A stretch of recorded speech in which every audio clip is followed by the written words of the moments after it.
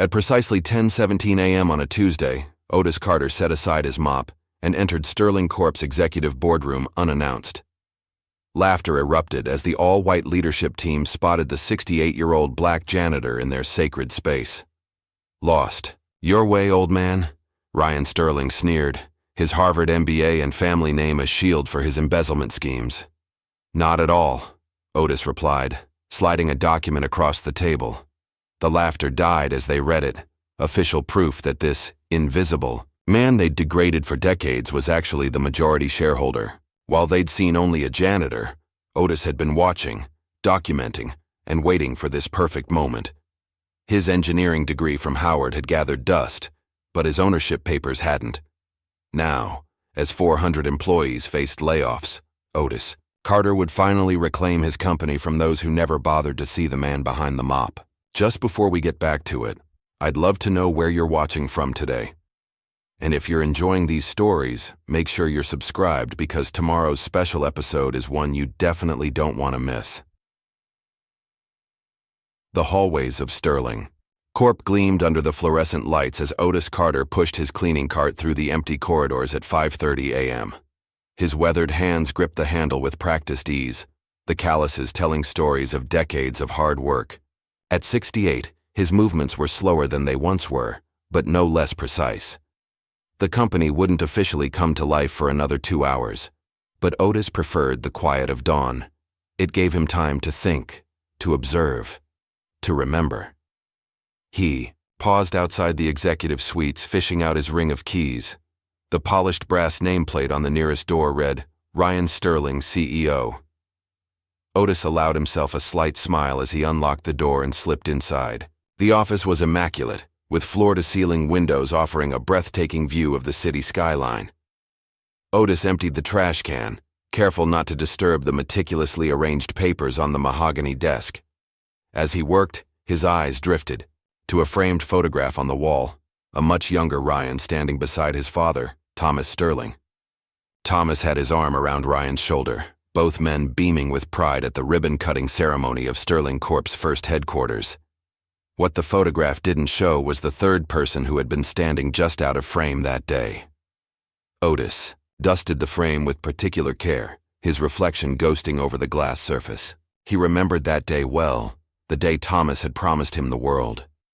The day before everything changed. The sound of approaching footsteps pulled Otis from his reverie. He quickly gathered his supplies and headed for the door, nearly colliding with Patricia Wilson, the company's HR director who was arriving unusually early. "Oh!" Patricia startled, her hand flying to her chest. When she registered who stood before her, her surprise morphed into dismissive recognition. "It's just you, Otis." "Morning, Ms. Wilson," Otis replied, his voice gentle but dignified. "Sorry to startle you." Patricia barely acknowledged the apology, her attention already fixed on her phone. "While you're here, the executive bathroom needs attention. Someone complained about water spots on the mirrors yesterday." She wrinkled her nose slightly. "And make sure you use the proper cleaning supplies this time. The smell was off last week." Otis nodded, swallowing the response that rose to his throat. "Yes, ma'am." "Good," Patricia said, already walking past him into her office. She paused at the doorway. "And Otis, the cleaning closet on the third floor still smells like you've been eating your lunch in there. The executives have commented on it. Find somewhere else, please." The door closed behind her, and Otis stood alone in the hallway, his expression unchanged save for a slight tightening around his eyes. The third-floor closet was indeed where he took his lunch breaks, the only space in the building where he could sit in private for 30 minutes. The building had a cafeteria, of course, but the last time Otis had tried to eat there, Ryan Sterling himself had made a comment about keeping the help separate from the talent. Otis pushed his cart toward the executive bathroom, his shoulders straight despite the weight they carried. 20 minutes later, he was polishing the last mirror when the bathroom door swung open, and two young executives walked in, deep in conversation. "I'm telling you, Brad, the old man has lost his touch," the taller of the two was saying. "Last quarter's numbers were abysmal, and now he's talking about cutting another 15% of the workforce. Lower-level employees only, I assume," Brad replied, straightening his tie in the mirror Otis had just cleaned, seemingly oblivious to the janitor's presence. Naturally. Can't cut the decision makers, the first man laughed. He finally noticed Otis and lowered his voice slightly, though not enough. Speaking of which, how old do you think this one is? Shouldn't there be an age limit on pushing a mop? Brad snickered, glancing at Otis's reflection. Maybe he can't afford to retire, or maybe he just loves the smell of bleach and cleaning up after his betters. He raised his voice.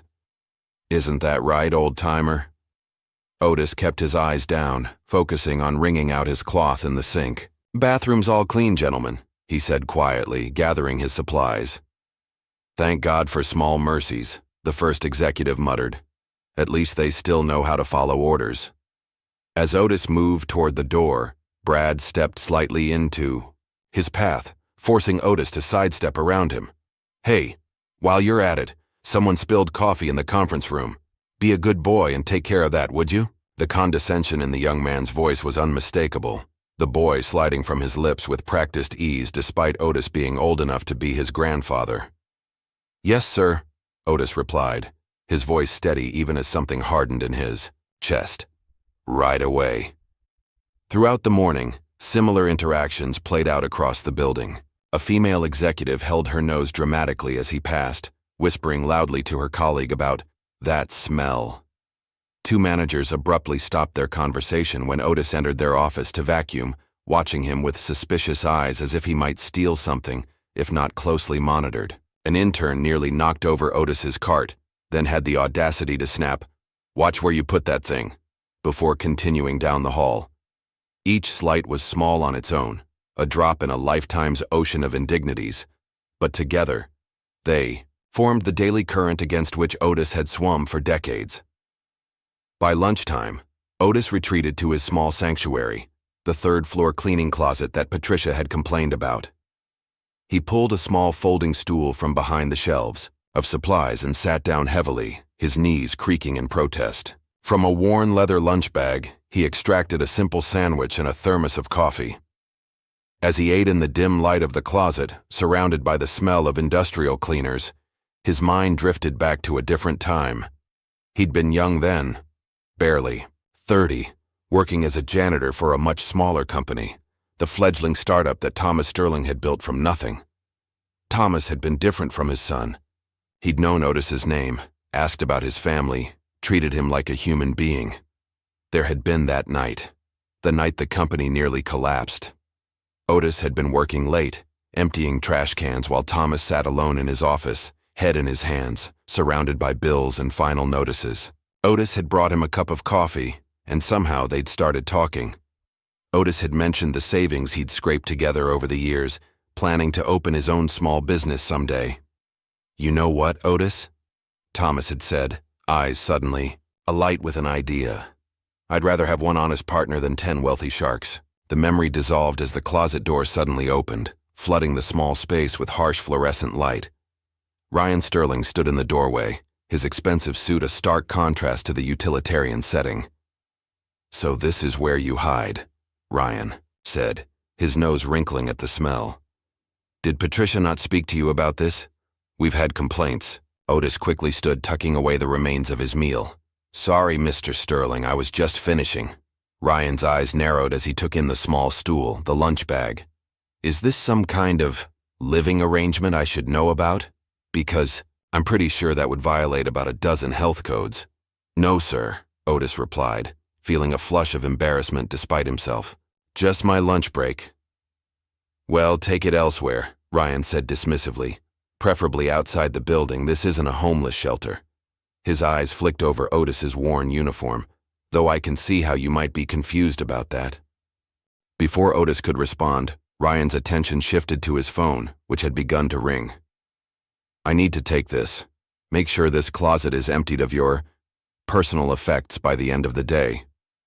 He walked away without waiting for a response, already engaged in his call. Otis stood in the closet doorway for a long moment, a familiar anger burning low in his chest. Slowly, deliberately, he packed away his lunch and folded the stool, placing it in his cart. But instead of continuing his rounds, He wheeled the cart to the employee locker room in the basement. The room was deserted at this hour. Otis approached. His locker, an old dented metal box in the far corner. He spun the combination lock with practiced fingers and opened the door. Inside, hanging neatly, was a spare uniform. Below it sat a battered leather briefcase that looked out of place. Among the humble surroundings, Otis carefully removed the briefcase and placed it on the nearby bench. The brass latches had long since lost their shine, but they opened smoothly at his touch. Inside lay a collection of documents protected by plastic sleeves, share certificates, contracts, letters, all meticulously preserved over decades. His fingers traced over one document in particular, a share certificate made out in his name, representing 51% ownership of Sterling Corporation, signed by Thomas Sterling himself. Next to it lay a handwritten letter, the paper yellowed with age but the words still clear. Otis, my friend. Without your belief in me and your investment, there would be no Sterling Corp. I know you want to remain in the background for now, and I'll respect that wish, but never forget, this company is as much yours as it is mine. When the time comes, these shares will speak for you. The time had never seemed right to reveal the truth. First, it was out of respect for Thomas and his vision. Then, after Thomas's unexpected death 15 years ago, it was the shock of watching Ryan take control and systematically dismantle his father's legacy. By the time Otis realized what was happening, Ryan had established himself so thoroughly that challenging him seemed impossible. But today, something had shifted. Perhaps it was the accumulation of small indignities. Perhaps it was overhearing the executives discussing another round of layoffs that would devastate the lower-level employees who had given years to the company. Or perhaps it was simply that, at 68, Otis had finally run out of reasons to wait. He carefully returned the documents to the briefcase, closed it, and placed it back in his locker. Not today, but soon. The reckoning that had been decades in the making was finally approaching. As Otis resumed his afternoon cleaning duties, he paused outside the main conference room where he could hear raised voices discussing the company's future. His company's future. His expression remained impassive, but his eyes held a determination that had been dormant for too long. The time for waiting was over. 3 days later, Sterling Corp was abuzz with tension as key personnel hurried toward the main conference room. An emergency board meeting had been called. The email marked urgent landing in executive inboxes just that morning. The subject line, Strategic Restructuring and Asset Management, was corporate speak for what everyone feared, massive layoffs and selling off company divisions. Otis stood quietly in the corridor outside the conference room, wiping down the glass display case that housed the company's awards and accolades. Through the reflection, he watched board members file in, men and women in expensive suits, their faces set in expressions of grave importance. None of them so much as glanced his way. Ryan Sterling was the last to arrive, flanked by his CFO, Walter Price, and his loyal right-hand man, Logan Matthews. Ryan's stride was confident, almost arrogant, as he swept past Otis without acknowledgement. "Is everyone here?" Ryan's voice carried through the still-open door. "Close that, will you?" he directed at his assistant, pointing to the door.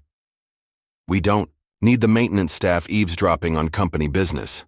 The door closed with a soft click, but not before Otis caught the dismissive wave of Ryan's hand in his direction. Otis continued polishing the display case, his movements deliberate as he positioned himself near the air vent, a spot he knew from experience carried sound from the conference room into the hallway. Inside, Ryan stood at the head of the long, mahogany table, surveying the gathered board members with the practiced confidence of a man who believed himself untouchable. "Thank you all for coming on such short notice," Ryan began, his voice carrying clearly through the vent.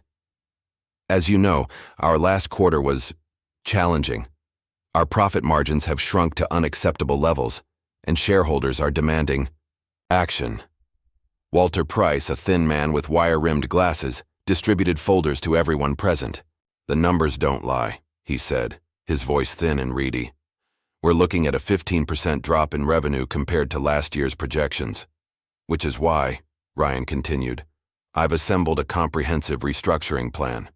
He tapped his folder for emphasis. Page 3 outlines the first phase, a strategic workforce reduction of 20% across all departments. A murmur of concern rippled through the room. 20%? Questioned Martha Donovan, one of the longest-serving board members. That's nearly 400 employees, Ryan. 387, to be precise, Walter interjected. Primarily from lower and mid-level positions where redundancies can be eliminated without impacting core operations. Outside, Otis's hand stilled on the glass. 387 people, people with families, mortgages, dreams, people who had given years, sometimes decades, to Sterling Corp, his company. Back inside, Ryan was already moving on. Phase 2 involves liquidating underperforming assets. The Research and Development Division hasn't produced a marketable innovation in 18 months. We'll retain a skeleton crew for appearance's sake, but essentially we're shutting it down. But R&D was your father's pride and joy, Martha protested. Thomas believed innovation was the heart of Sterling Corp. Ryan's laugh was short and devoid of humor. My father also believed in paying the janitor more than market rate because he seemed like a good soul. Sentimentality doesn't keep shareholders happy, Martha. Laughter rippled around the table at Ryan's comment. Logan Matthews leaned forward, his expression serious despite the laughter. We've also identified some irregular accounting practices that need addressing. Walter has been working with me to clean things up. Walter shifted uncomfortably in his seat. Yes, well, there have been some creative bookkeeping measures implemented over the years. Nothing illegal, of course, he added hastily, but perhaps not entirely transparent to shareholders. The point is, Ryan cut in, these changes need to happen immediately. The first round of terminations begins next week, followed by the asset liquidation. I've already spoken with our PR team about managing the optics. From his position by the air vent, Otis could hear every word. His hands, which had maintained their steady rhythm on the display glass, finally stilled completely. This wasn't just a cost-cutting measure. This was the systematic dismantling of everything Thomas Sterling had built. Everything Otis had helped build. Inside the conference room, the discussion continued, with board members raising concerns only to have Ryan smoothly dismiss them. The conversation shifted to logistics. Who would handle the terminations? How severance would be structured? Which assets would be sold first? The cleaning staff can be reduced by half, Ryan was saying. We'll contract with an outside service for the heavy work. Cheaper, and we won't have to worry about benefits. Speaking of which, Walter interjected, there's that old janitor, Carter, I think. He's well past retirement age but still on full benefits. That alone could save us. Daddy's old charity case, Ryan interrupted with a dismissive wave. I've been meaning to phase him out for years. Consider it done. More laughter followed, punctuated by a comment from Logan. Maybe we should keep him around. He doesn't miss much. Might be good to have eyes and ears on the ground floor. What? The old black janitor, someone else chimed in. I doubt he understands half of what he overhears. Probably just happy to have a job at his age. The casual cruelty of the remark hung in the air for a moment before the conversation moved on. Outside, Otis felt a familiar weight settle in his chest, the weight of being seen but not truly seen, heard but not listened to, present but somehow invisible. A younger employee, Jake Wilson from the accounting department, approached the conference room, files in hand. He slowed as he noticed Otis standing by the display case. They've been in there a while, Jake commented, nodding toward the closed door. Word is they're planning major cuts. Otis nodded, carefully folding his polishing cloth. Seems that way. Jake hesitated, then lowered his voice. I've seen some strange numbers coming across my desk lately. Transfers to accounts I can't trace. Invoices for services we never received. He shook his head. Something's not right. But when I tried to bring it up with my supervisor, he shut me down hard. Before Otis could respond, the conference room door opened, and Logan Matthews stepped out. His eyes narrowed at the sight of Jake talking to Otis. Wilson. Logan's voice was sharp. Don't you have work to do? Yes, sir, Jake replied quickly. I was just bringing these reports for the meeting. Give them here, Logan commanded, extending his hand. As Jake passed over the files, Logan added, "And in the future, remember that fraternizing with the maintenance staff during work hours is discouraged. We pay you to crunch numbers, not make friends." Jake flushed with embarrassment but held his ground. Mr. Carter was just helping me with a spill near the display case. Logan's gaze swept over both men, clearly disbelieving but unwilling to prolong the interaction. "Fine, get back to your desk." He turned to Otis. "And you, the executive restrooms need attention. Someone was sick in there earlier." "Right away, sir," Otis replied, his voice betraying none of the anger that flashed in his eyes. As Logan returned to the conference room with Jake's files, the young accountant lingered just long enough to whisper, "They don't even know your first name, do they? Just the janitor or the old black guy." "It's not right." Otis gave Jake a small, appreciative nod before gathering his cleaning supplies. "Some people only see what they expect to see, Mr. Wilson." Throughout the rest of the afternoon, Otis went about his duties with his usual quiet efficiency, but his mind was elsewhere. He found himself pausing outside the records room on the 4th floor, a room he rarely had cause to enter. After a moment's hesitation, he used his master key to slip inside. The records room was dimly lit and filled with filing cabinets containing documents too sensitive or too old to be fully digitized. Otis moved carefully between the rows, scanning the labels until he found what he was looking for. Executive Compensation and Benefits, 2010-2020. He didn't have much time. Drawing on decades of knowledge about the building's security routines, he quickly located and pulled several folders, laying them open on a small side table. His eyes scanned the pages rapidly, looking for confirmation of his suspicions. There it was. Evidence of systematic financial manipulation. Executive bonuses that far exceeded approved amounts. Funds diverted from employee pension accounts. Falsified board minutes authorizing actions that had never been properly voted on. The door to the records room suddenly opened, and Otis froze. But it was only the night security guard making his rounds. "Oh, Mr. Carter," the guard said, surprised. "Didn't expect anyone to be in here this late." "Just doing some deep cleaning, Jim," Otis replied smoothly, casually standing to block the guard's view of the open folders. "Haven't gotten to this room in a while." The guard nodded, uninterested. "Well, don't work too late. Building's pretty much empty now." After the guard left, Otis carefully photographed several key documents with his old flip phone before returning everything exactly as he had found it. As he exited the records room, his mind was made up. The briefcase in his locker contained his nuclear option, but these new documents provided the context that would make his case irrefutable. The next morning, Otis arrived at Sterling Corp earlier than usual. He headed straight to his locker and retrieved the leather briefcase, its weight both familiar and momentous in his hands. Today was the day decades in the making. He changed from his janitor's uniform into the only suit he owned, purchased years ago for his daughter's wedding. It was slightly outdated and a bit loose on his frame, but it was clean and dignified. He combed his gray hair neatly and straightened his tie, looking at his reflection in the small mirror inside his locker door. For a moment, he barely recognized himself, not because of the suit, but because of the fire in his eyes, a determination that had been banked for too long. The face that looked back at him wasn't that of a passive janitor, but of an owner about to reclaim what was rightfully. At precisely 10 a.m., Otis knew the board would reconvene to finalize the details of their strategic restructuring. He made his way to the conference room floor, briefcase in hand, his heart pounding but his resolve unwavering. Outside the conference room, Ryan's assistant looked up in surprise as Otis approached, clearly not recognizing him at first without his uniform. "Sir, can I help you?" she asked, her confusion evident. "The board is in a private meeting right now." "I know," Otis replied simply. "They're expecting me." Before she could protest, Otis stepped past her and opened the conference room door. The conversation inside abruptly halted as all heads turned toward the interruption. Ryan Sterling, mid-sentence, stared in confusion.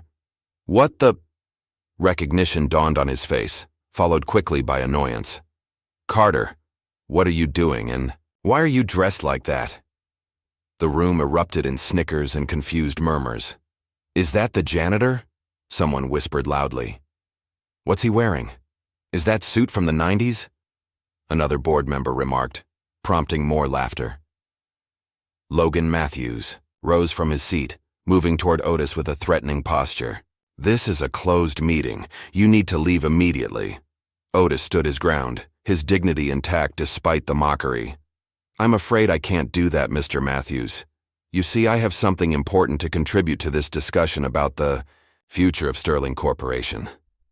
Ryan's face contorted with a mixture of disbelief and amusement. You? Contribute? He laughed, looking around the table to ensure others joined in. Look, Carter, I don't know what you think you overheard, but this is a board meeting, not a janitorial review. If you're worried about your job, take it up with HR after we're done here. The laughter grew louder, more confident. One executive mimicked pushing a mop, while another made a crude joke about Otis being lost on his way to the custodial closet. Is this some kind of protest? Walter Price asked nervously, because security can be here in 30 seconds. Through it all, Otis remained calm, even as the color of his skin became the subject of more than one whispered joke at the table. He placed his briefcase on the conference table with deliberate precision. Gentlemen, ladies, Otis said, his voice quiet but firm, cutting through the laughter. I'm not here as a janitor today. I'm here as the majority shareholder of Sterling Corporation. The laughter died abruptly, replaced by confused silence. Ryan recovered first, his face reddening with anger. That's absurd. This little stunt will cost you your job. Logan, call security. Before you do that, Otis replied, opening his briefcase to reveal the neatly organized documents within, I suggest you take a look at these. He removed the share certificate, the original, not a copy, and placed it in the center of the table for all to see. The Sterling Corp logo at the top was an earlier version, and Thomas Sterling's signature at the bottom was unmistakable. What is this supposed to be? Ryan demanded, though his voice had lost some of its confidence. This, Otis said calmly, is the certificate for 51% ownership of Sterling Corporation, issued to me by your father 35 years ago. I've been content to remain silent all these years out of respect for Thomas and his vision. But after what I heard yesterday, after seeing how far this company has strayed from its founding principles, that silence ends today. The room had fallen completely still, every eye fixed on the document before them and the quiet, dignified man who had brought their world to a sudden, unexpected halt. The boardroom had fallen silent, all eyes fixed on the weathered document in the center of the conference table, a share certificate bearing Sterling Corp's logo and Thomas Sterling's unmistakable signature. Ryan Sterling stared at it like it was a snake that had appeared among his carefully arranged papers. This is ridiculous, Ryan finally said, his voice tight with anger. You can't seriously expect us to believe that my father secretly gave majority ownership of his company to the janitor. The way he emphasized janitor made it clear what he really wanted to say. Several executives shifted uncomfortably, darting glances between Ryan and Otis, who remained standing calmly at the end of the table. Not secretly, Mr. Sterling, Otis replied evenly. The transaction was properly registered with the SEC. The documentation has been maintained in trust all these years. He placed several more papers beside the share certificate. Here are the original transfer documents, the trust agreement, and the registration records. Martha Donovan, the longest-serving board member, hesitantly reached for the nearest document. This appears authentic, she said, her voice carrying a note of wonder. But why? Why would Thomas do this? And why wait 35 years to mention it? Logan Matthews added accusingly. Conveniently after Thomas is dead and can't confirm or deny any of this. Otis removed a faded photograph from his briefcase and placed it on the table. It showed 3 men at Sterling Corp's first ribbon-cutting ceremony, Thomas Sterling in the middle, flanked by a younger Ryan and a younger Otis. It was the same image that hung in Ryan's office, except that version had been cropped to remove Otis from the frame. I met Thomas Sterling in 1987, Otis explained. I was working nights at Wilson's machine shop where Thomas came to prototype his first product designs. I had a degree in mechanical engineering from Howard University, but in those days, companies weren't exactly lining up to hire black engineers. The implication hung in the air. Thomas and I got to talking about his ideas. I made some suggestions that helped solve a design flaw he'd been struggling with. Ryan's face contorted with disbelief, watching Otis speak with knowledge no ordinary janitor should possess. Thomas had been rejected by every bank in the city, Otis continued. Not because his idea wasn't sound, but because he lacked collateral. When he mentioned giving up, I offered him my savings, $30,000 I'd been putting aside, hoping to start my own business someday. $30,000 isn't exactly a controlling stake in a multi-million-dollar corporation, Logan interjected dismissively. It was in 1988, Martha countered quietly. Thomas was operating on a shoestring budget. $30,000 would have been a lifeline. Thomas insisted on making me a true partner, Otis said. He said anyone who believed in him enough to risk everything deserved an equal stake in the outcome. But that still doesn't explain why you've been working as a janitor all these years, Richard Evans, head of sales, said skeptically. If you owned half the company, why weren't you in the executive suite? A sad smile crossed Otis's face. America in 1988 wasn't ready for a technology company co-founded by a black man. We both knew that. Investors would shy away, partners would hesitate, doors would close. So we agreed that Thomas would be the public face of Sterling Corp, while I would remain in the background. As the janitor? Ryan scoffed. That's quite a background position. I needed a job at the company, a way to stay connected, to watch over my investment. Thomas suggested maintenance, because it would allow me access to every part of the building without drawing attention. Otis's eyes swept the room. You'd be surprised what people say when they think no one important is listening. Several executives looked uncomfortable, recalling things they'd said in Otis's presence over the years. When Thomas died, Otis continued, I considered stepping forward. But you were his son, and I wanted to give you the chance to continue his legacy. I kept hoping you would grow into the kind of leader he believed you could be. The disappointment in his voice was palpable. Instead, I've watched you systematically dismantle everything your father built. The culture of innovation, the respect for every employee, the commitment to integrity. Ryan slammed his hand on the table. This is absurd. You're trying to tell us my father secretly gave control of his company to the black janitor, and you both decided to keep it hidden for decades? Do you realize how insane that sounds? Watch your tone, Ryan, Martha warned softly. My tone? Ryan laughed incredulously. We're in the middle of a major restructuring, and this person walks in with some ancient paperwork and a far-fetched story, and you're concerned about my tone? Walter Price, the CFO, had been examining the financial documents with growing concern. These appear legitimate, he admitted reluctantly. The signatures match our records, and the trust arrangement explains why these holdings never appeared in our standard reports. Even if these documents were valid at some point, Ryan argued, surely they've been superseded by one of our many corporate reorganizations over the years. Otis shook his head. Each time the company restructured, the trust's holdings were preserved. Your own financial department processed the paperwork, though I doubt anyone questioned why a notation about original trust holdings remained present through every iteration. Walter's face paled. The OTH designation, I always assumed it, was some legacy account from the founding days. It was, Otis confirmed quietly. Mine. The boardroom erupted in overlapping conversations. Through it all, Ryan's face grew increasingly flushed with anger and humiliation. Enough, Ryan finally shouted. Even if these documents are somehow legitimate, you can't just walk in here and start giving orders. There are procedures, protocols. That's correct, Otis acknowledged. As majority shareholder, I can't directly manage day-to-day operations without board approval.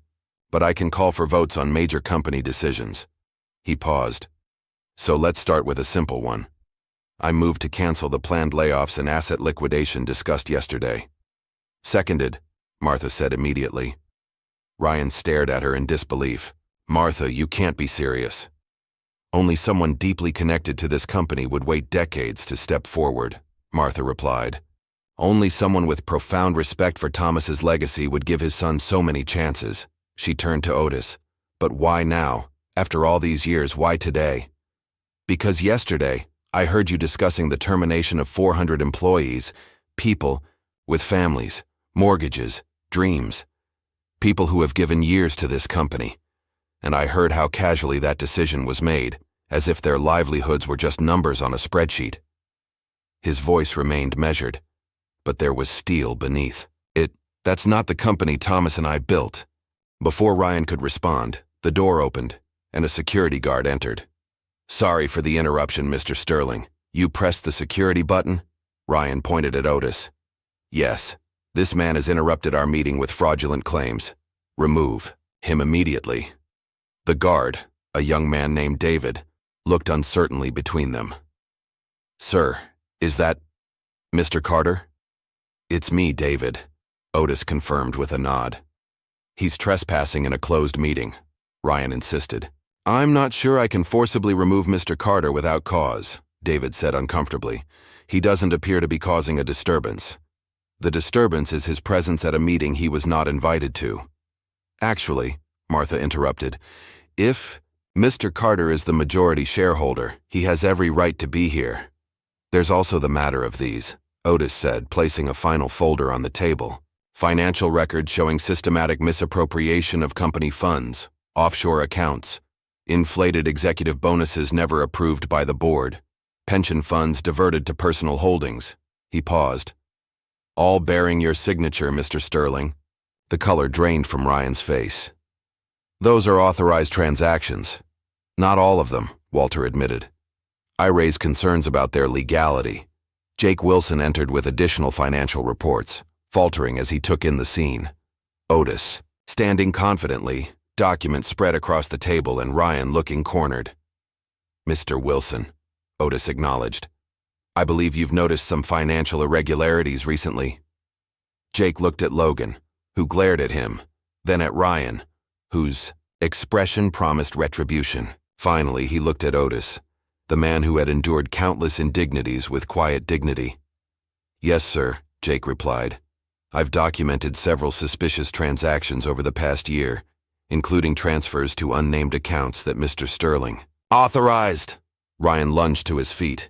You're fired, Wilson. Clear out your desk immediately. I'm afraid you don't have that authority anymore, Otis said. Given the evidence of financial impropriety, I move that Ryan Sterling be suspended as CEO, effective immediately, pending a full audit and investigation. Around the table, hands began to rise in support. Even Walter Price, after a moment's hesitation, raised his hand. Only Logan remained loyal to Ryan. This is insanity. You're all making a colossal mistake. Ryan stood frozen, watching his power evaporate. You can't do this, he whispered. You're just a janitor. Otis met his gaze, evenly. I was never just a janitor, Mr. Sterling. I was always an owner who chose to clean. By the following morning, the news that Otis Carter, Sterling Corp's longtime janitor, was actually the company's majority owner, had spread through every department. Employees gathered in break rooms and near coffee machines, debating whether the incredible story could possibly be true. Otis arrived at his usual early hour, but this time, he didn't push a cleaning cart. Dressed in another modest but neat suit, he made his way through the lobby as conversation stuttered to a halt, and eyes followed his progress.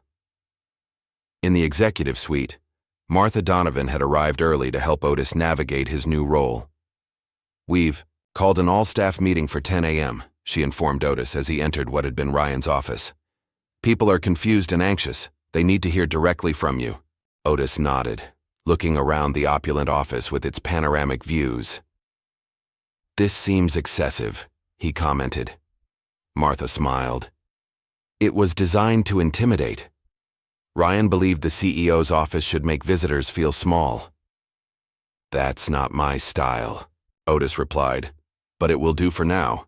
We have more important matters to address. The door burst open, and Ryan Sterling stormed in, followed by Logan Matthews and two men in expensive suits. Making yourself comfortable, I see, Ryan said with disdain. Mr. Sterling, Otis acknowledged calmly. I didn't expect to see you here today. Did you think I'd just disappear? That I'd abandon the company my father built? Your father and I built, Otis corrected gently. And no, I didn't expect you to disappear. Just to respect the board's decision, Ryan gestured to the men behind him. Allow me to introduce Charles Bartlett and James Wilson from Bartlett and Wilson Legal. They filed an emergency injunction this morning contesting your ownership claim. We have serious concerns about the legitimacy of documents that have suddenly appeared after 3 decades, the older lawyer said. The court has granted a temporary stay pending investigation. Martha reached for her phone. I'm calling our corporate counsel. No need, the second lawyer interjected. We've already spoken with them. Otis accepted their business card. I understand you're doing your job, gentlemen, but my ownership is properly documented and has been legally maintained since the company's founding. A janitor as majority shareholder? Ryan scoffed. The courts will see through this farce in minutes. My occupation has no bearing on my legal rights, Otis replied evenly. Though if you'd like to make this about my work as a janitor, I'm comfortable with that discussion. I've spent decades watching this company from ground level, understanding its operations in ways you never bothered to. Ryan's face darkened. You've disrupted a publicly traded company and created market instability based on questionable evidence. There will be consequences. Martha stepped forward. Ryan, this isn't productive. The board has voted, and pending any court ruling, Mr. Carter is in charge. Logan spoke up. You realize this uncertainty will tank our stock price? Is that what you want for the company you claim to care about? The uncertainty began when Ryan started gutting this company for personal gain, Otis countered. I intend to end that uncertainty by restoring Sterling Corp to solid ethical footing. The intercom buzzed with a message about corporate counsel calling and auditors arriving. Ryan watched with disbelief as Otis handled these matters with unexpected poise. This isn't over, Carter, Ryan hissed. My father would be ashamed to see his company in the hands of a— Choose your next words carefully, Martha interrupted sharply. Ryan bit back whatever he'd been about to say. In the hands of someone so clearly unqualified, he finished. Let the janitor play businessman until the court set things right. As they turned to leave, Otis called after them. Mr. Sterling, I'd like your security badge and company devices before you go. Standard protocol for suspended executives. Ryan gave him a venomous look but complied, slamming his badge and phone onto the desk before stalking out. When they were gone, Martha exhaled slowly. That was just the opening salvo. Ryan won't give up easily.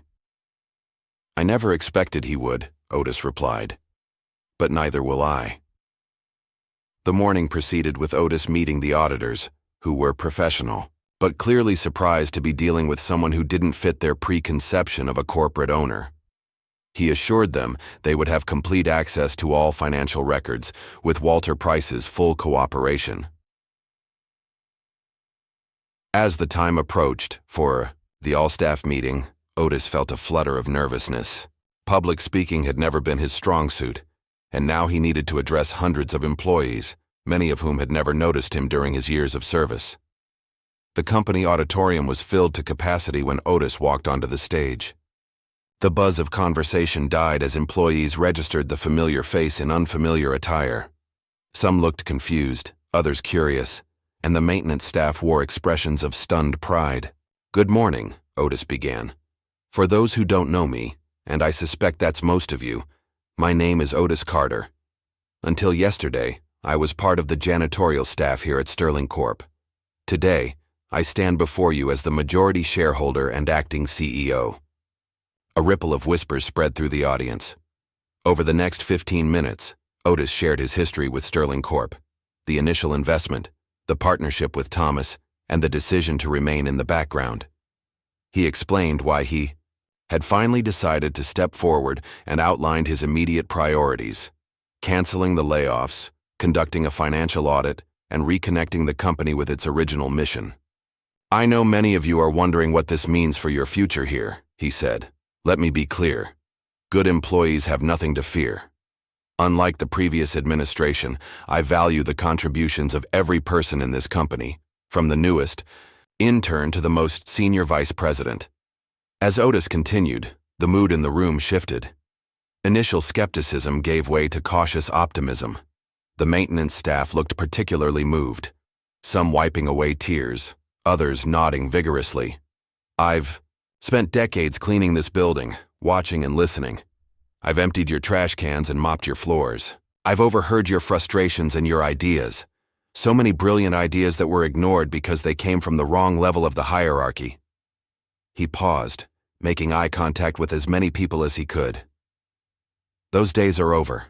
Sterling Corp will now be a place where merit matters more than title, where innovation is nurtured, and where every employee is treated with dignity. As he concluded, the auditorium erupted in applause. Not everyone was clapping. Logan and his allies stood stone-faced, but the majority seemed cautiously hopeful about this unexpected turn of events. After the meeting, Otis found himself surrounded by employees eager to introduce themselves or simply shake his hand. It was strange being seen after so many years of invisibility. Jake Wilson worked his way through the crowd. "Mr. Carter, that was incredible. No one would ever guess you haven't been running board meetings for years." "Thank you, Jake. And thank you for your courage yesterday. It wasn't easy," Jake admitted, "but seeing you stand up to Ryan gave me the push I needed." He lowered his voice. "You should know. Ryan's trying to rally support among key clients and investors. Logan's been making calls all morning." Before Otis could respond, a commotion near the entrance caught their attention. Ryan Sterling had returned, accompanied by several important-looking individuals. "Major investors," Jake explained. "Ryan must be trying to pressure the board through shareholder concerns." Martha appeared at Otis's side. "Ryan's brought Theodore Hamilton and the Westridge Investment Group. They control about 15% of outstanding shares and are demanding an emergency meeting." Otis took a deep breath. "Then let's not keep them waiting." As he moved toward the confrontation, employees parted to watch. The power struggle was now playing out in public, with the company's future hanging in the balance. "There he is, the janitor who thinks he can run a multi-million-dollar corporation," Ryan announced loudly. "Mr. Hamilton, I believe you had questions about his qualifications?" Theodore Hamilton, silver-haired and cold-eyed, assessed Otis with undisguised skepticism. "Mr. Carter, what makes you think you're qualified to lead this company? Do you have any business experience whatsoever?" The question was designed to embarrass, but Otis had spent decades being underestimated. He'd earned advanced degrees through night school and had studied the company's operations from every angle. "Mr. Hamilton, I understand your concerns," Otis replied calmly. "So let me ask you this. Under Ryan Sterling's leadership, how has your investment performed over the past 5 years?" Hamilton blinked. "Below expectations," he admitted reluctantly. "And are you aware that during that same period, executive compensation increased by 47%, while average employee salaries rose only 2%, or that the R&D budget was cut by 30%? Otis continued with firm confidence. "I may have been a janitor, Mr. Hamilton, but I've had a front-row seat to every decision that has shaped this company. I know its strengths, weaknesses, and untapped potential better than anyone. And unlike some, my interest isn't in short-term gains that hollow out the company's future." "Pretty words," Ryan interjected. "But business isn't about sentiment. It's about results. Our stock is already down 7% this morning. How low does it need to go before you realize this experiment is a failure?" Otis didn't flinch.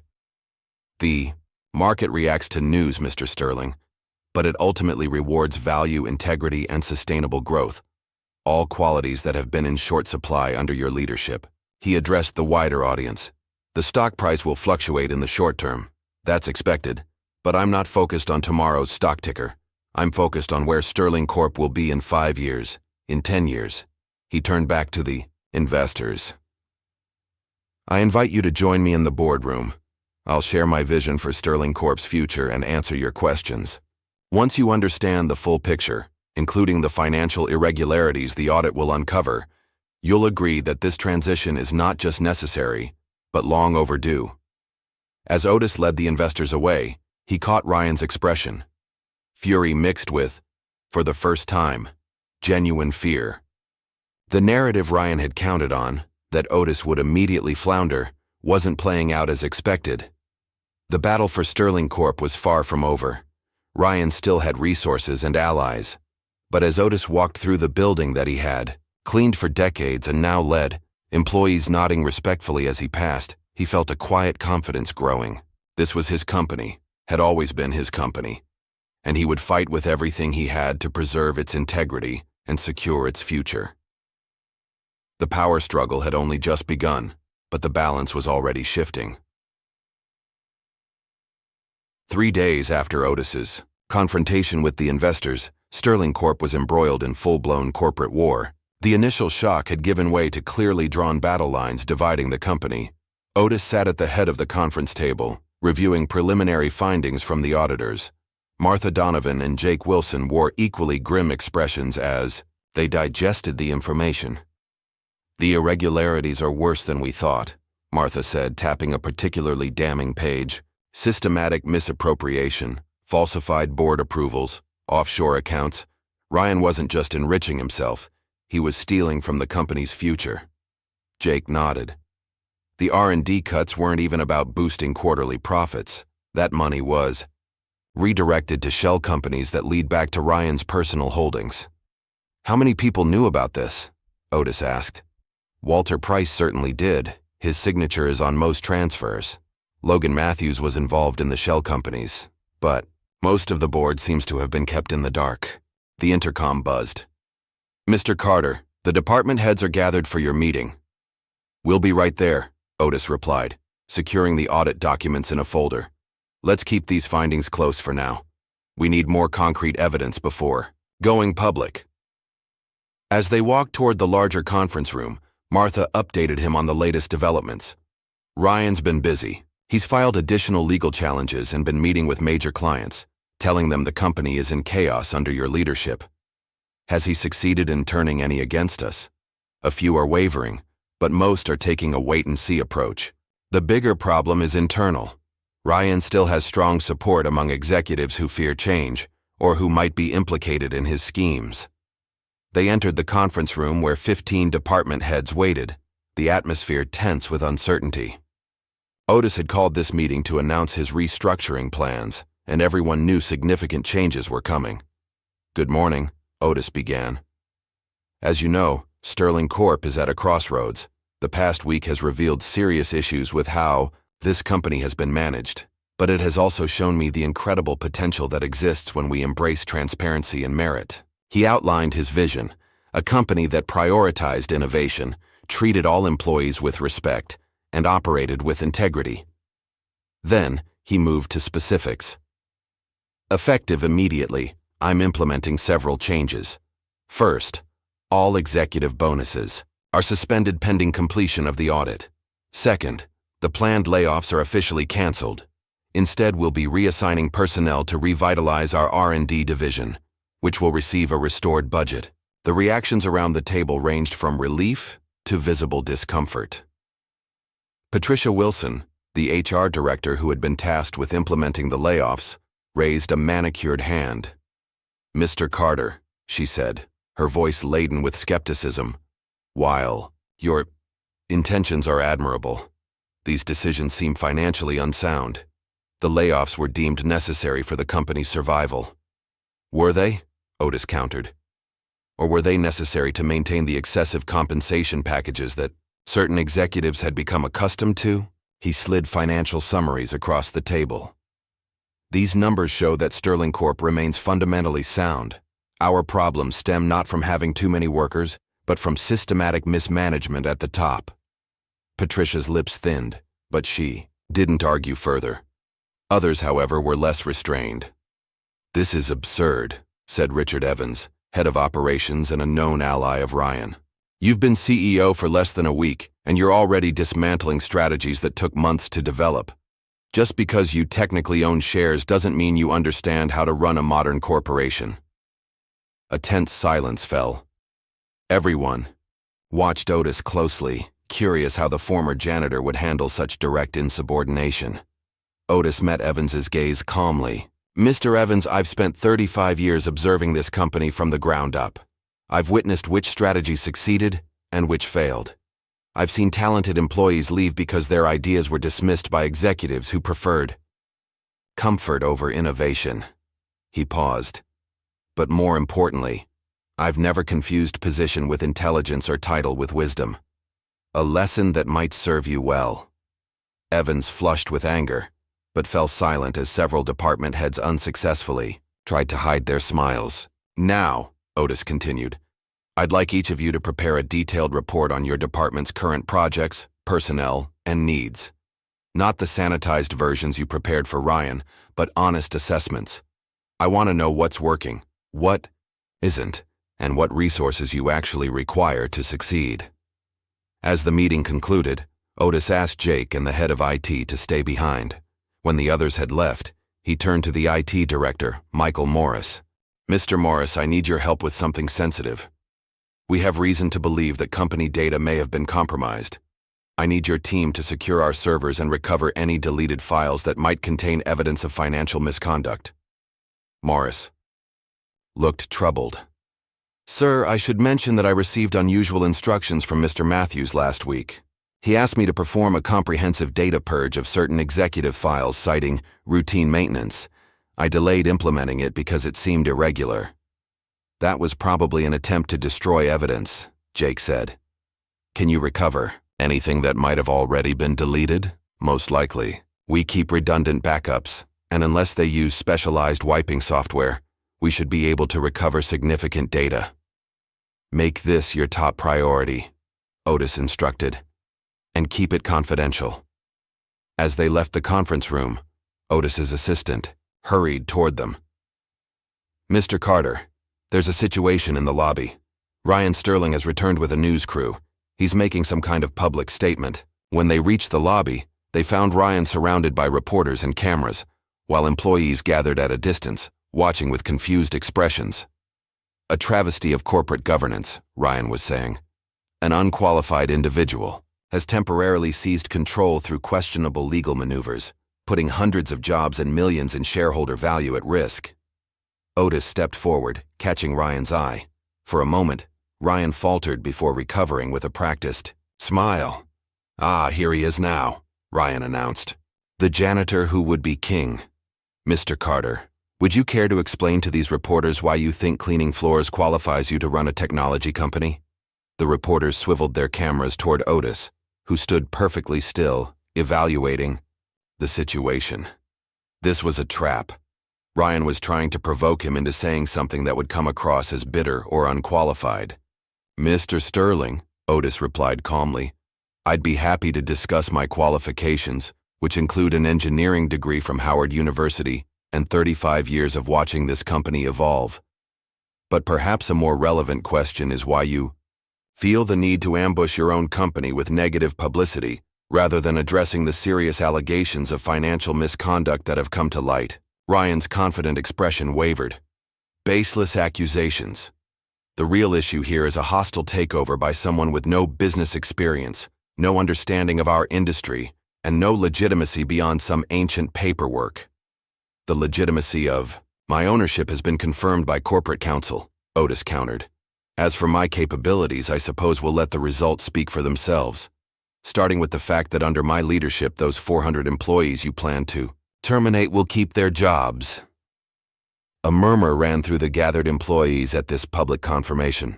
"Jobs they'll lose anyway when the company fails under amateur leadership," Ryan shot back. "But perhaps that's the point. Maybe you're not as concerned with the company's success as you are with settling old scores. The only person undermining this company right now is the man bringing camera crews into our lobby to broadcast unfounded attacks on its leadership." Security personnel moved closer, making it clear that the impromptu press conference was over. Ryan's expression hardened as he realized his ambush had failed to provoke Otis into an outburst. "This isn't over, Carter," he said quietly as the reporters began to pack up. "You may have won this round, but you've made powerful enemies. Enemies who don't take kindly to having their corporate hierarchy upended by a man who used to clean their toilets." I've spent my life dealing with powerful people who underestimated me, Otis replied. I'm still here, and now, finally, I'm being seen.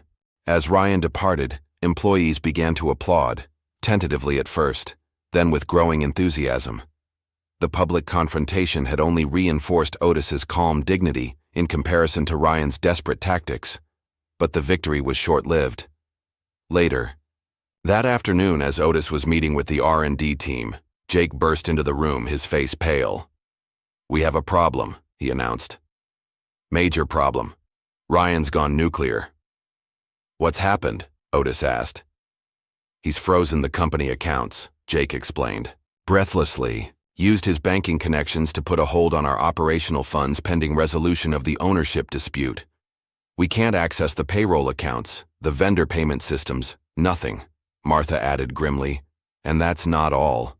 Logan Matthews has been calling employees directly, offering positions at a new venture Ryan is starting, essentially trying to poach our top talent by creating panic about Sterling Corp's future." Otis absorbed this news silently. Ryan was willing to hurt hundreds of innocent employees just to regain control. "Options?" he asked simply. "We can fight the account freeze legally, but that could take weeks," Martha replied. "As for the poaching, we need to reassure employees that their jobs are secure, but with the accounts frozen, we can't guarantee they'll be paid on time," Jake finished. Otis nodded, making a decision. "Call an emergency all-hands meeting in 30 minutes. And get me Walter Price. If he wants any chance at leniency when the audit concludes, now's the time to earn it." 30 minutes later, the company auditorium was packed, the atmosphere thick with anxiety. Rumors had spread quickly about the frozen accounts, and employees were understandably concerned about their livelihoods. Otis took the stage, flanked by Martha, Jake, and, to everyone's surprise, Walter Price, who looked nervous but determined. "By now, many of you have heard that Ryan Sterling has taken the extraordinary step of freezing the company's financial accounts," Otis began without preamble. "This is a desperate and reckless action that threatens not just the company, but your families and your futures. I want to be completely transparent about where things stand." He outlined the situation candidly, explaining the legal steps being taken to unfreeze the accounts and the worst-case timeline they might be facing. "I know your primary concern is whether you'll receive your paychecks," Otis continued.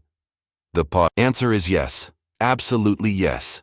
Mr. Price has been working with our banking partners to establish emergency operational accounts, and I have personally provided collateral to ensure there will be no interruption in payroll." A collective sigh of relief swept through the room. "Furthermore," Otis added, "I want to address the calls some of you may have received from Logan Matthews. He's offering what seem like lifeboats from a sinking ship. But let me be clear, Sterling Corp is not sinking.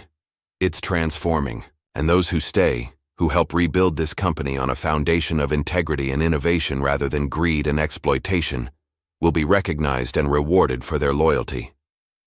Walter Price stepped forward, his voice uncharacteristically firm. "I've worked closely with Ryan Sterling for years, and I was complicit in much of what's now coming to light.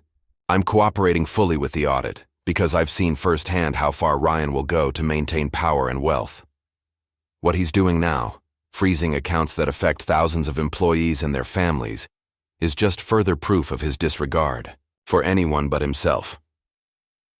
The auditorium was silent as employees processed this unexpected testimony from Ryan's longtime ally. As people filed out after the meeting, the mood had shifted from panic to cautious determination. Ryan's attempt to cripple the company had instead galvanized its workforce, but the war was just beginning. That evening, as Otis was preparing to leave, Jake appeared in his office doorway, his expression grim. Security just called. Someone broke into the server room. They bypassed several layers of security.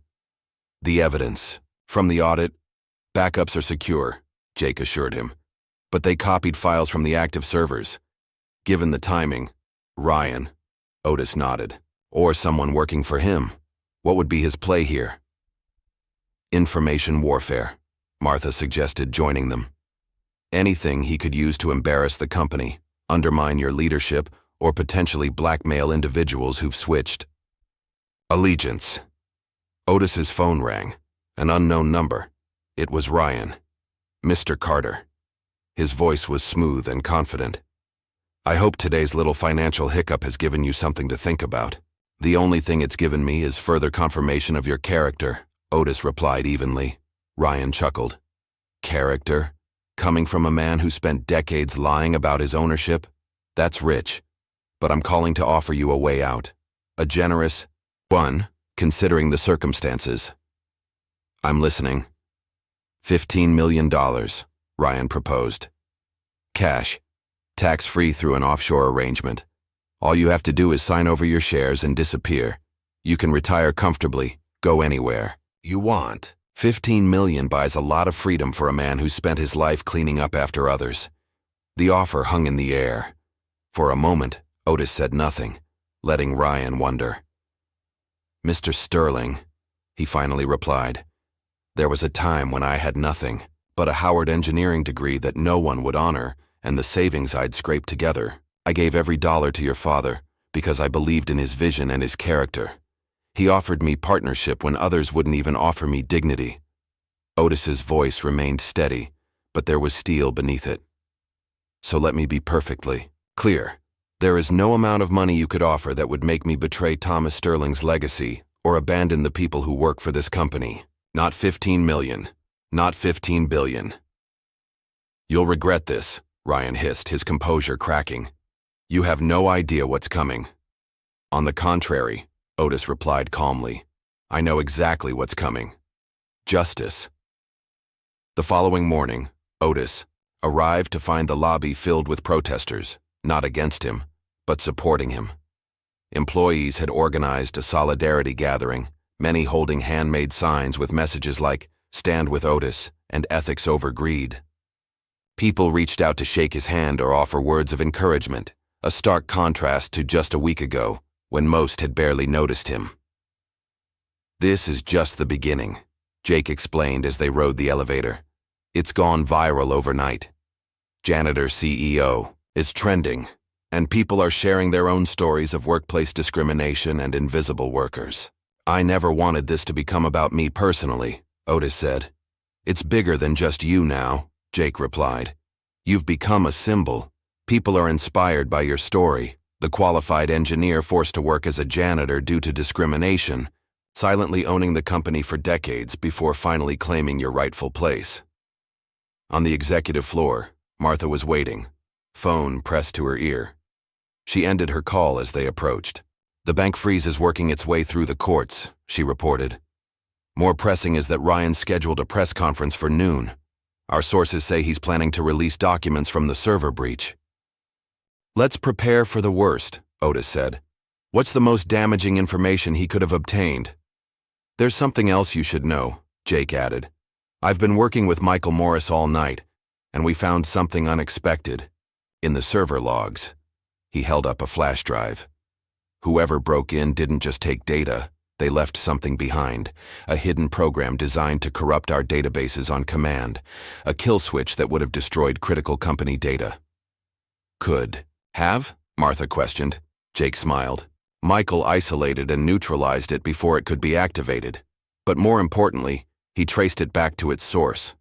The program was created on Logan Matthews's laptop and installed using his credentials.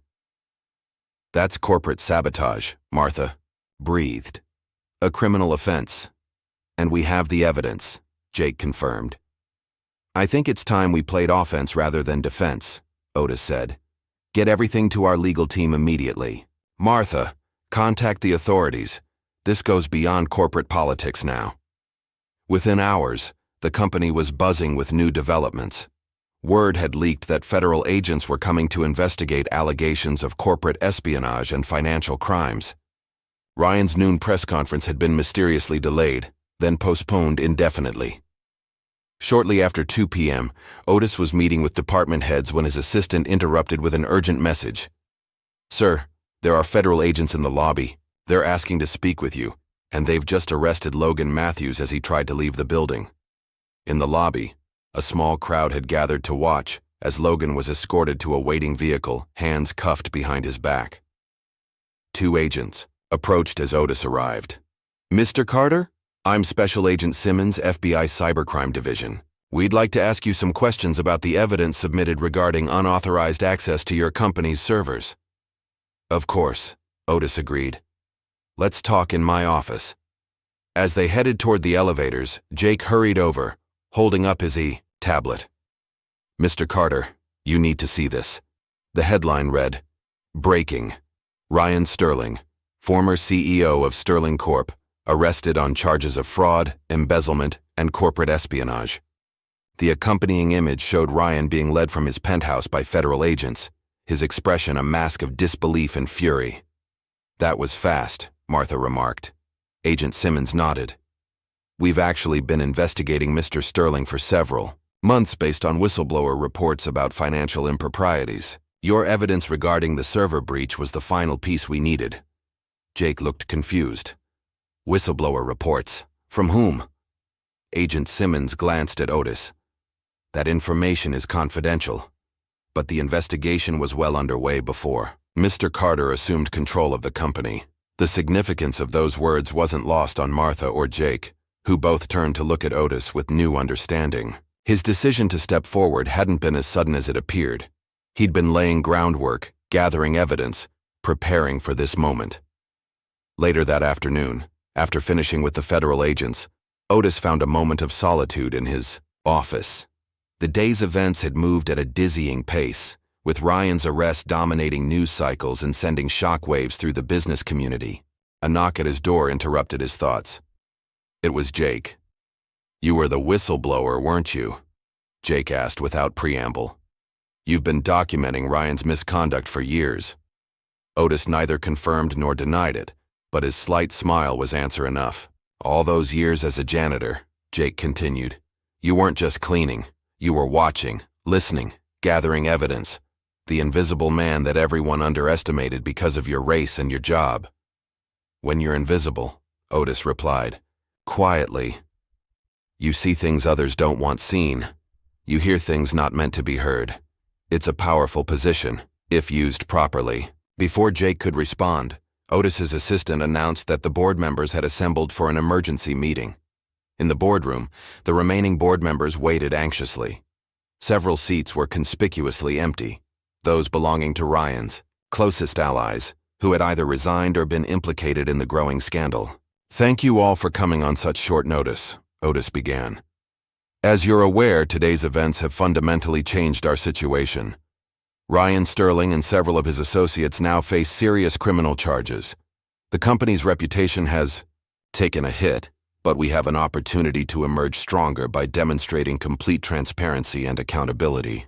He outlined his immediate priorities: cooperating fully with authorities, implementing stronger financial controls, and beginning the process of making whole those who had been harmed by Ryan's actions, from shareholders to employees whose pension funds had been compromised. "Most importantly," Otis concluded, "we need to restore trust in our products, in our company, and in our leadership. It won't happen overnight, but if we commit to doing business with integrity, Sterling Corp can become the company Thomas, Sterling, and I always envisioned." As the meeting concluded and board members filed out, Martha remained behind, a thoughtful expression on her face. "You know," she said, "when you first walked into that board meeting a week ago, I thought Ryan was right, that this was some kind of mistake or scam. I couldn't imagine how the janitor I'd barely noticed could possibly be the legitimate owner of the company." Otis smiled slightly.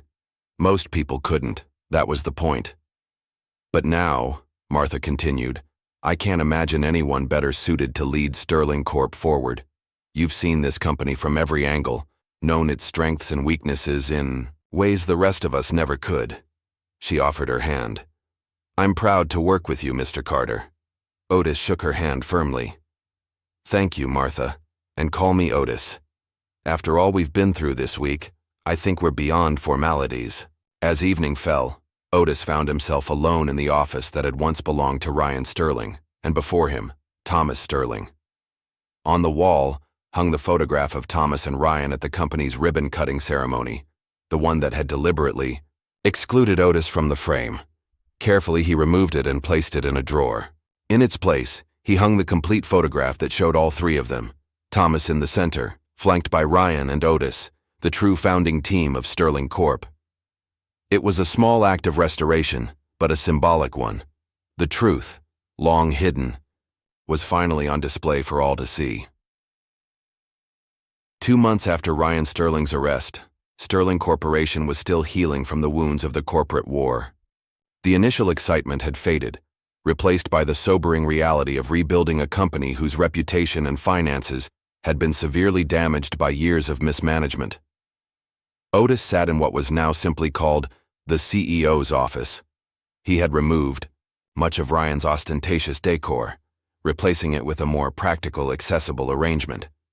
The wall of intimidating awards had been relocated to a company museum in the lobby, and the furniture had been swapped for pieces that encouraged conversation rather than emphasized hierarchy. There was a gentle knock at the door, and Martha entered, followed by Jake and several other executives who formed Otis's core leadership team. "The quarterly numbers are in," Martha announced, her expression carefully neutral as she distributed folders to everyone present. "It's a mixed picture." Otis opened his folder and studied the figures. Revenue was down 12% compared to the previous year, and the stock price had yet to recover from its initial plunge. However, employee retention had improved dramatically, and early indicators showed a significant uptick in productivity. "The market is still punishing us for the instability," remarked David Williams, the new CFO who had replaced Walter Price. "But the fundamentals are stronger than they appear. We've eliminated wasteful spending, redirected resources to R&D, and our employee satisfaction scores are the highest they've been in a decade." Otis nodded thoughtfully. "We always knew this would be a long road. Ryan didn't destroy this company overnight, and we won't rebuild it overnight either." He turned to Jake. "How's the new talent acquisition program coming along?" Jake, who had been promoted to Director of Strategy and Innovation, grinned with enthusiasm. "Better than expected. We've actually had an influx of applications from top-tier talent who specifically mention wanting to work for the company with the Janitor CEO. Your story has become a powerful recruitment tool, and we've rehired 12 of the employees who were wrongfully terminated under Ryan's leadership," added Patricia Wilson. The HR director had initially been skeptical of Otis, but after seeing his leadership style firsthand, she had become one of his strongest supporters. Their experience and institutional knowledge have been invaluable during this transition. Otis leaned forward, his hands clasped on the desk. "What about the pension restitution program?" "Moving forward according to plan," David confirmed. "We've identified all employees whose retirement funds were impacted by Ryan's schemes, and the first round of repayments will go out next week. It's stretching our cash reserves, but it's the right thing to do." "It is," Otis agreed firmly. "This company was built on the hard work of its employees, all of them, from the executive suite to the maintenance staff. Making them whole is our first priority." The meeting continued with updates from each department. Engineering reported promising progress on 3 new product lines that had been sidelined under Ryan's leadership. Marketing presented a campaign focused on the company's renewed commitment to innovation and integrity. Legal provided an update on the ongoing proceedings against Ryan and his associates, most of whom had agreed to plea deals in exchange for testimony. As the meeting concluded, Otis held up a hand to keep everyone in their seats. "Before we disperse, I want to address something important. I know many of you are concerned about the continued pressure from shareholders for immediate results. Some have suggested we should consider more aggressive cost-cutting or even explore acquisition offers." He paused, making eye contact with each person around the table. "I want to be absolutely clear. Sterling Corp is not for sale, and we will not sacrifice long-term sustainability for short-term profits. The path we're on is not the easiest one, but it's the right one. I'm asking for your continued faith and patience." After the executives filed out, Martha lingered behind, a thoughtful expression on her face. "You know, when Thomas Sterling ran this company, he used to say something similar in tough times. The right path isn't always the shortest one. You remind me of him more than Ryan ever did." Otis smiled slightly at the comparison. "Thomas was a visionary. I'm just trying to honor what we built together." "Well, you're doing more than that," Martha replied. "You're transforming this place, People actually want to come to work now. They feel valued, heard. She hesitated before adding, though I still think you should let the maintenance staff clean your office. It sends an odd message when the CEO is spotted emptying his own trash can. Otis chuckled. Old habits. Besides, I like to check in with my former colleagues. They still see things the rest of us miss.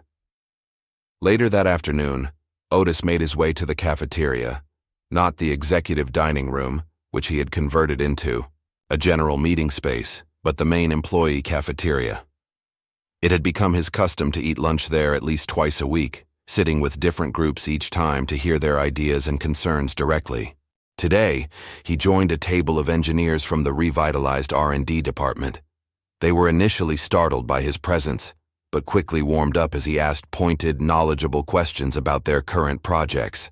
I still can't believe you understand the technical specs so well, admitted Sarah Johnson, a senior engineer.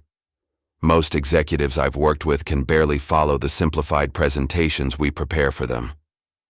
I did have an engineering degree from Howard, Otis reminded her with a smile. And I've spent 35 years listening to engineers discuss their projects while I cleaned their labs. You'd be surprised how much you can learn when no one notices you're there. Well, we notice you now, sir, another engineer remarked. And it makes a difference, knowing the CEO actually understands what we're trying to accomplish. After lunch, Otis took a deliberate detour through the maintenance department, located in the building's basement. He could have summoned its supervisor to his office, but he preferred to see things firsthand, the way he always had. The maintenance staff greeted him with a mixture of respect and familiarity. To them, he wasn't just the CEO who had once been a janitor. He was Otis, their former colleague who still remembered their names and families.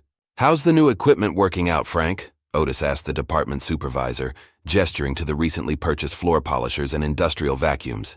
Frank beamed with pride. Makes the job twice as efficient, Mr. Carter. And the ergonomic, designs mean fewer back injuries. The team can't thank you enough. It should have been done years ago, Otis replied. Proper tools aren't a luxury, they're a necessity. He glanced around the maintenance area, which had been renovated with improved lighting, ventilation, and actual break space. Any other needs I should know about? Just one thing, Frank said. Some of the guys were wondering about that education assistance program you mentioned last month. Is that still happening? Otis nodded firmly. The board approved it yesterday. Any employee who wants to pursue higher education or technical certification will receive company support, tuition assistance, flexible scheduling, the works. He smiled slightly. We might have more engineers hiding in the maintenance department, just waiting for their opportunity. As evening approached, Otis found himself drawn to a part of the building he had visited countless times as a janitor, but never as CEO, the original research lab where Thomas Sterling had developed the company's first breakthrough product. Now preserved as something of a historical exhibit, the small room contained the original equipment, workbenches, and even some of Thomas's handwritten notes. Otis stood in the doorway, memories washing over him. He could almost see Thomas hunched over that workbench, sleeves rolled up, explaining his latest idea with infectious enthusiasm. They had spent many late nights in this room, Otis offering suggestions while officially there to clean, Thomas incorporating them without ego or hesitation.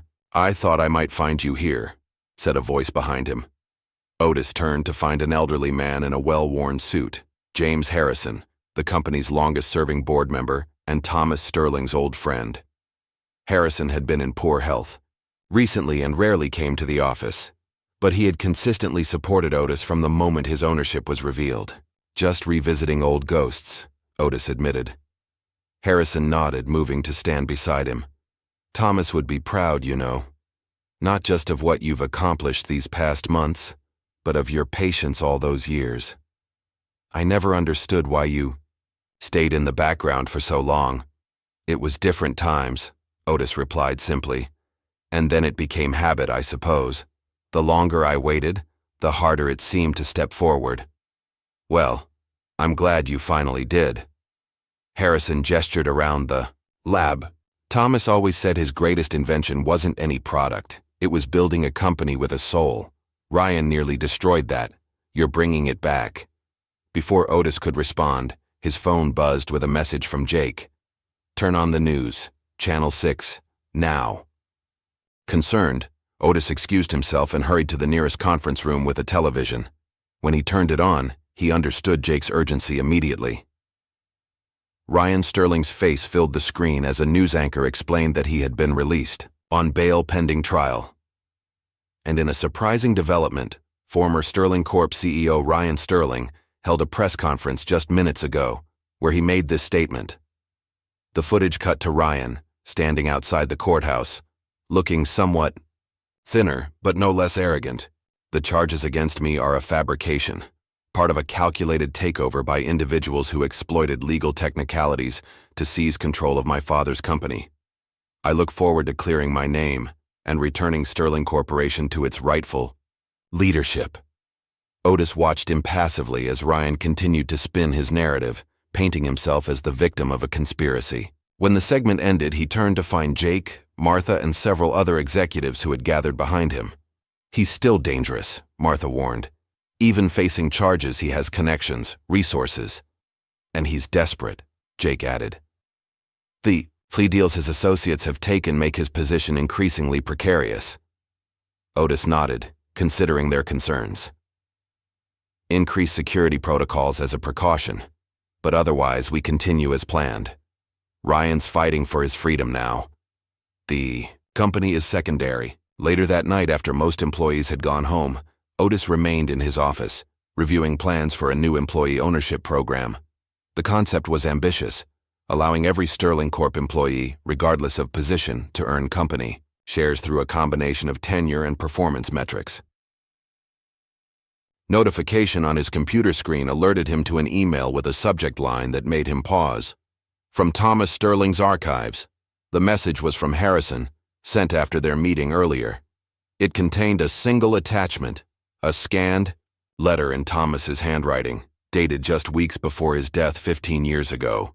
Otis opened it with a sense of trepidation. "My dear friend Otis," it began.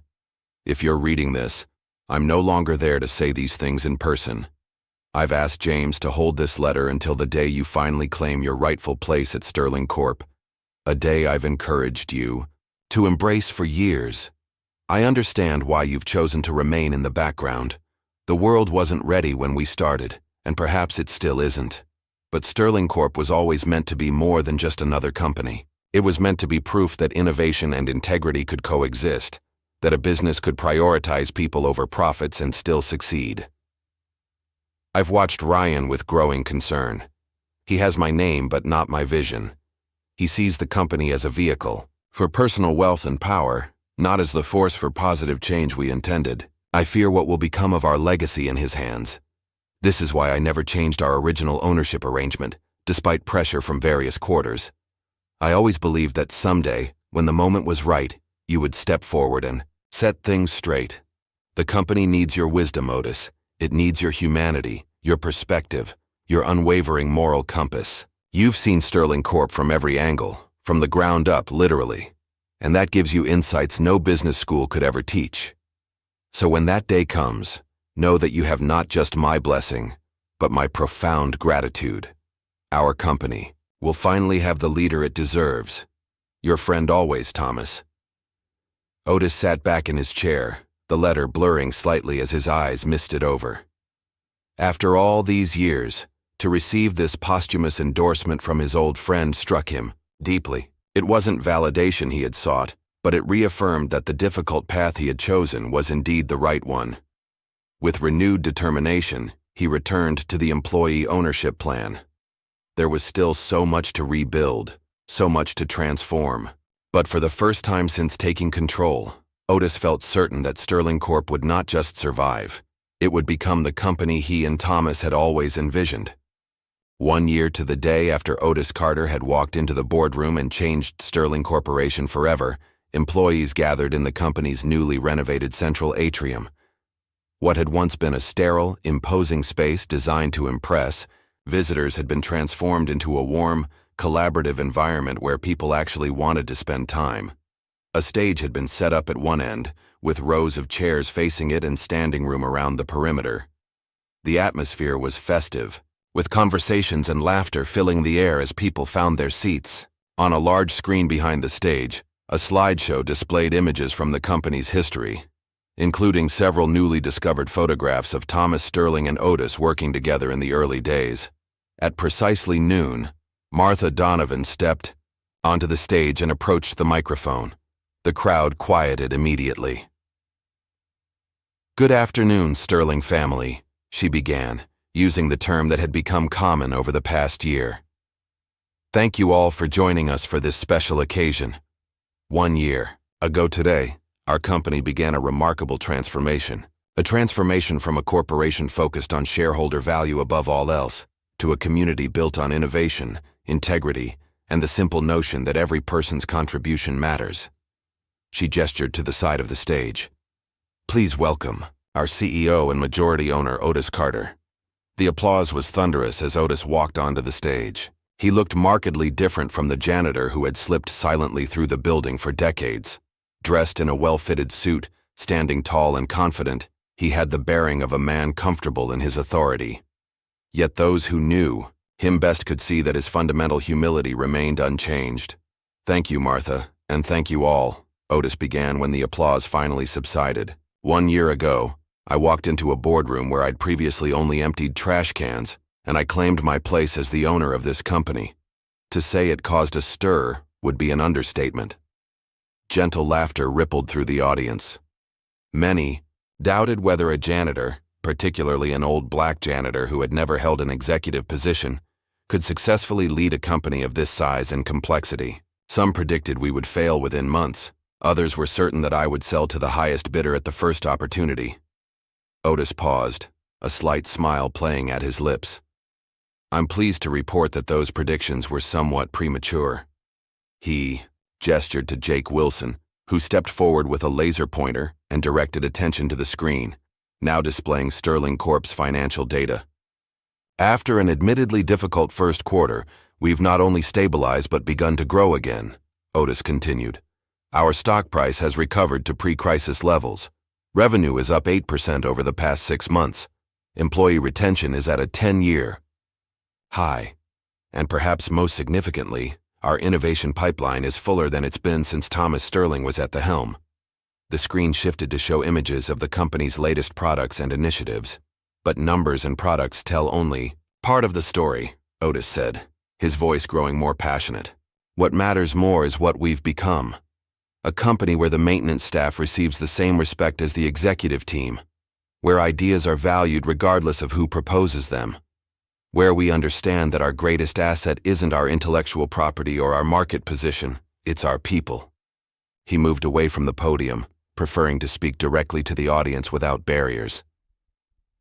"When I was a janitor, I saw things that executives missed. I saw brilliant ideas discarded because they came from the wrong department. I saw talented people leave because they didn't fit a certain mold. I saw decisions made based on quarterly targets rather than long-term vision." Otis gestured around the atrium. "Look at us now. We're not perfect. Far from it. We still have challenges to overcome and wounds to heal, but we're building something meaningful together, something that honors the original vision that Thomas Sterling and I had all those years ago." The crowd broke into spontaneous applause, many rising to their feet. When they quieted again, Otis continued.